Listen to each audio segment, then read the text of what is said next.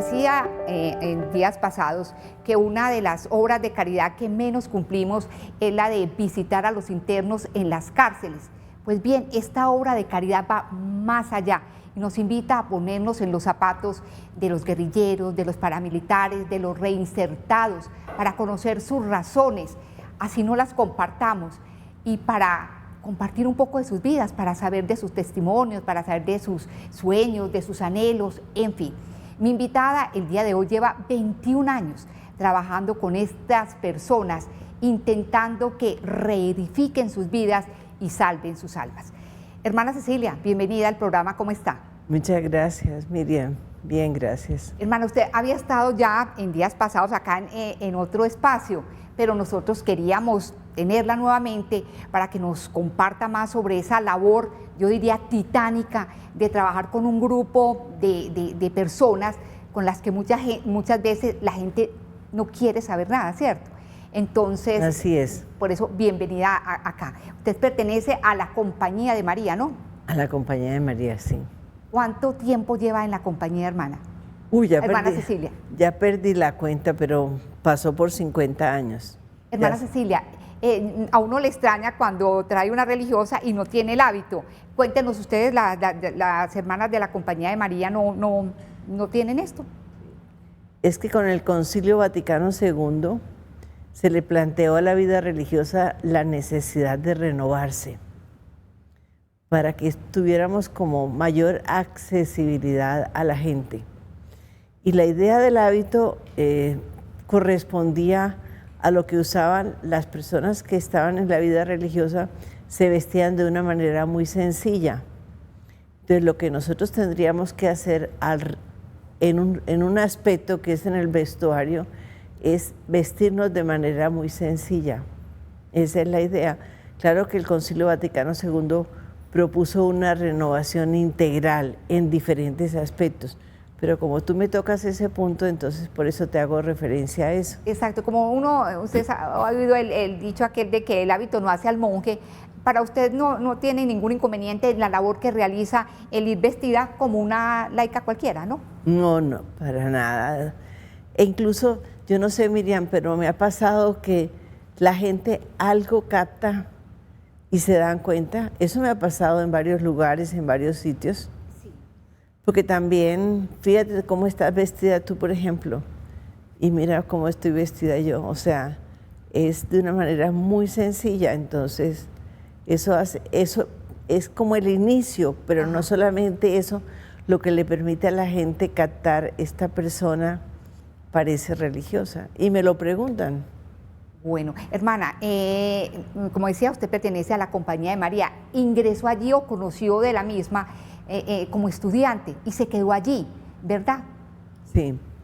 Bueno, las diferentes circunstancias que tuve alrededor en mi vida de adolescente, digamos así, que las comenté en otro momento, pero podemos repetirlas, fueron 3 circunstancias. Conocer un barrio de invasión donde la comunidad iba a ser un colegio por una necesidad urgente de atención educativa. Cuando nos invitaron a que fuéramos allá, me di cuenta que las casas eran de cartón, de lata, no había calles, no había acueducto, no había luz. Era realmente una situación muy precaria. Los niños estaban semidesnudos, se les notaba la desnutrición en el pelo, sí. Y fuera de eso andaba mucho en la calle, en condiciones que realmente se notaba que no había una mayor preocupación por el cuidado de ellos mismos. Y eso me impresionó mucho a mí. Yo llevaba la trayectoria de que mi papá fue presidente del Club de Leones durante muchos años. En Santander, ¿verdad? No, en Barranquilla. Barranquilla, ya. Sí. Y entonces él nos infundió a nosotros, con su actitud sobre todo y con su trabajo en el Club de Leones, la necesidad de que nosotros hiciéramos algo por los demás, que nos preocupáramos por aquello que era importante, hacer un cambio. Entonces yo vi esa realidad y esa realidad me impactó mucho porque hacía contraste con el mundo en el que yo me me desenvolvía. ¿Qué edad tenía en esa época? Una jovencita, supongo yo. 16 años más o menos, sí. Entonces usted fue allá a este barrio de invasión y el Señor de alguna manera la tocó y despertó en usted el deseo de servir a los demás. Sí. Y luego, tengo entendido, una amiga de su mamá le hizo comprender que era lo que realmente debía hacer en la vida. Sí, me dio como el enfoque para la vida, porque ella era una persona tenía todo lo que una persona se le puede ocurrir y desear. En muchos aspectos, en todos los aspectos que tú te puedas imaginar. Ajá. Le dio cáncer, pero en ese tiempo todavía no había ningún avance médico para eso. El esposo se la llevó a Europa y lo que le dijeron fue, no, llévela a morir a Barranquilla porque no podemos hacer nada por ella. Y entonces mi mamá me pidió que la acompañara porque ellas eran como dos hermanas, se querían muchísimo. Mi mamá era única hija y para mi mamá Maruja era su hermana. Entonces ella estaba acostada, tenía unos ojos grandes, negros y unas cejas muy bonitas. Y mi mamá bajó a traerle algo al primer piso, que era la parte social. Y entonces ella me miró, abrió los ojos y me dijo, ay Ceci, tan bueno para ti que estás empezando la vida. Yo la estoy terminando y mira mis manos, mira cómo las tengo. Ella no pronunció la palabra vacías, pero yo entendí desde el punto de vista de lo que había visto en su vivir, digamos así, fiestas, preocupación, todo eso. Pude entender que ella sentía que para ese momento tenía un vacío de algo que le estaba faltando para enfrentar la vida que seguía para adelante con la muerte. Y eso me impactó tanto, Miriam. Entonces se me juntaron las dos cosas. Y también se me juntó que hacia el final, en el último curso, en el equivalente al 11, nos invitaron a un retiro espiritual y a mí me llegó mucho las charlas del sacerdote, porque él planteaba precisamente que la vida sin Dios y la vida sin la cercanía de Dios no podíamos pensar que era una vida verdadera. Era una vida de alguna manera también vacía, que había que encontrar un sentido de la vida. Mejor dicho, como si le hubiera dicho, hable esto y diríjaselo a Cecilia. Entonces, esas tres cosas ya me llevaron, que antes no lo había hecho, a hacerme preguntas, bueno, y hacia adelante yo qué quiero, y hacia adelante yo qué voy a buscar. Yo no quiero terminar como terminó Maruja, no. Yo quiero vivir la vida que realmente tenga un sentido para mí. ¿En qué momento le dio usted el sí a Dios, hermana Cecilia? Porque ya él había despertado en usted una vocación al servicio, a la vida religiosa. Bueno, entonces, como de todas maneras, uno también tiene dudas acerca de eso, porque es una decisión trascendental y definitiva. Entonces se lo compartí a una religiosa de la Compañía de María, que era una persona muy cercana conmigo. Ella era muy buena y muy especial conmigo. Entonces fui donde ella, le pedí que habláramos y le mostré todo eso que yo estaba viviendo. Y ella me ayudó pues como a encontrar la posibilidad de que realmente era bueno para mí tomar esa decisión. Bueno, enseguida, hermana, para que nos cuente en qué momento exacto usted le dijo ese sí a Dios para ser su esposa, aunque muchos no entendamos o muchas personas no entiendan qué es eso de ser esposa de Jesús. Pero antes, hermana, ¿usted conoce del código QR? ¿Usted ha oído hablar del código QR? Sí. Pues bien, todos los televidentes tienen ahí el código QR para que ustedes puedan acceder a través de WhatsApp a todos los programas que el canal tiene actualmente al aire. Y no solamente que los puedan ver, sino que también los puedan comentar, puedan opinar, puedan criticar, puedan dar sugerencias, todo lo que quieran. El código QR es una forma que tiene el canal de aliarse ahora a toda la tecnología que hace que la vida para todos sea de alguna manera más fácil. Bueno, hermana, así rápidamente, ¿cuál fue el momento en que usted ya decide, voy a ser religiosa, me voy a consagrar? Después de ese retiro que lo compartí con esta religiosa, Yo no tengo fecha, no recuerdo exactamente el momento, porque eso fue un proceso que incluso a mí misma me costó, porque yo sabía que eso me significaba una renuncia en muchos aspectos. O sea, eso no fue fácil la decisión. Pero una vez que yo la tomé, fue tan fuerte y tan firme y tan clara que conmigo se iban 7 compañeras. Y al final, como 3 días antes, solamente quedábamos 2. Todas las demás se retiraron. Desertaron, sí. Y la noche anterior, que los pasajes estaban comprados, porque nosotros para empezar esa vida teníamos que viajar aquí a Medellín. Entonces, la última me llamó por teléfono, ya por la noche, como tipo 8 de la noche, y me dijo: Ceci, ¿sabes que estoy aquí reunida con mi familia y yo definitivamente no me voy a ir? Entonces yo le dije: bueno, está bien, eso es tu decisión. ¿Tú te vas a ir? Yo le dije: sí. Entré a la pieza, mi papá y mi mamá estaban ahí juntos y les dije: les tengo que decir algo, que Mari, la que se iba conmigo, tomó la decisión de retirarse. Entonces mi papá me dijo: tú también lo puedes hacer, no te preocupes, no importa, no pasa nada, te puedes echar para atrás. Y mi mamá, toda entusiasta, dijo: sí, mija, me parece muy bien que pienses eso, porque te vas a ir sola, no tienes compañía, y lo que vas a vivir allá es muy incierto. En cambio aquí vas a tener otras posibilidades. Y yo les dije: no, ya tomé la decisión, yo me voy. Exacto, pero para ellos debe haber sido muy duro, porque obviamente usted fue hija única, ¿cierto? No, la mayor. La mayor, perdón, la mayor. Era la primera que salía de la casa. Exacto, la mayor. Pero ustedes, como decía anteriormente, había nacido en un hogar donde no faltaba nada, tenían todas las comodidades, es decir, usted tenía muchas posibilidades en la vida, y optar por la vida religiosa, pues para ellos seguramente... Fue traumático. Duro. Sí. Fue traumático porque mi papá dijo: jamás en la vida se me pasó por la cabeza que yo fuera a tener una hija que fuera religiosa, y menos tú, porque él me conocía en el sentido de que yo expresaba mi manera de pensar, que me desenvolvía, que era autónoma, tenía seguridad en mí misma, en muchas cosas.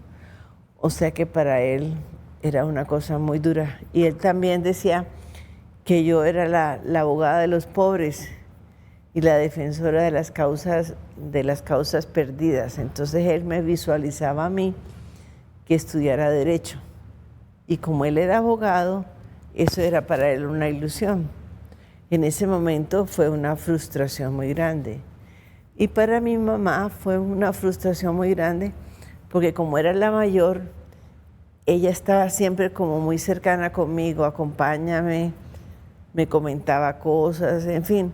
Entonces, y en ese tiempo la vida religiosa ya ha evolucionado mucho, pero uno se venía para Medellín y el acceso a la familia no era fácil. No es como hoy en día, que las jóvenes tienen muchas posibilidades de acceso a su familia. En ese tiempo no. Entonces la sensación para ella era: perdí la hija. No, eso fue demasiado duro. Bueno, hermana, ingresa usted entonces a la Compañía de María en una época en que no había una anemia vocacional como hoy en día, sino que habían muchas postulantes, habían muchas novicias en ese momento. Muchas. Exacto. Y estando allí en la Compañía de María, ya en la etapa final, en el juniorado, es que se dice, ¿cierto? Durante el juniorado se hacen votos. Exacto, pero ya está usted en la última etapa, cuando la enviaron a hacer una experiencia a Barranquilla, y tengo entendido que esa fue una muy buena experiencia para muy usted. buena experiencia. ¿Qué recuerda? ¿Qué pasó? Todo fue súper agradable para mí, porque estaba con 2 compañeras que estaban encargadas de las niñas de primaria, pero eran personas que les gustaba trabajar en equipo, que tenían mucho entusiasmo, que vivían una ilusión de hacer las cosas lo mejor posible. Ellas me integraron muy bien, o sea que hicimos un trabajo de equipo excelente y generamos muchas cosas y nos entendimos muy bien, entonces fue una época muy bonita para mí. Se dedicó mucho tiempo a la educación, incluso llegó a ser la directora del Colegio de la Enseñanza en Barranquilla, ¿verdad? Sí, sí, en algún momento el colegio estaba en unas condiciones muy difíciles desde el punto de vista académico y desde el punto de vista económico. Entonces, la general de ese momento, que vino a Colombia a hacer una visita, se sentó conmigo y me dijo que habían pensado entregarme el colegio para que yo lo sacara adelante, porque si no lo sacaba adelante, en 2 años lo tenían que cerrar. Y eso fue como que me dijeran a mí, pues será el colegio de toda mi vida.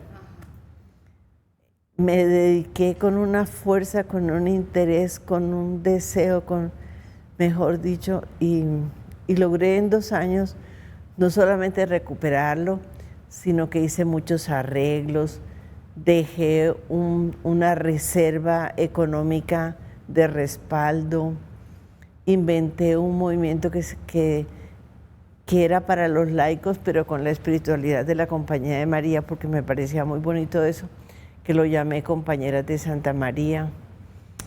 Y se ganó el cariño de las estudiantes, hermana. Digamos mucho. Que hoy en día las personas que la estén viendo, que pasaron por ese colegio, ay, la van a mirar, qué alegría, la hermana Cecilia. Mucho, sí.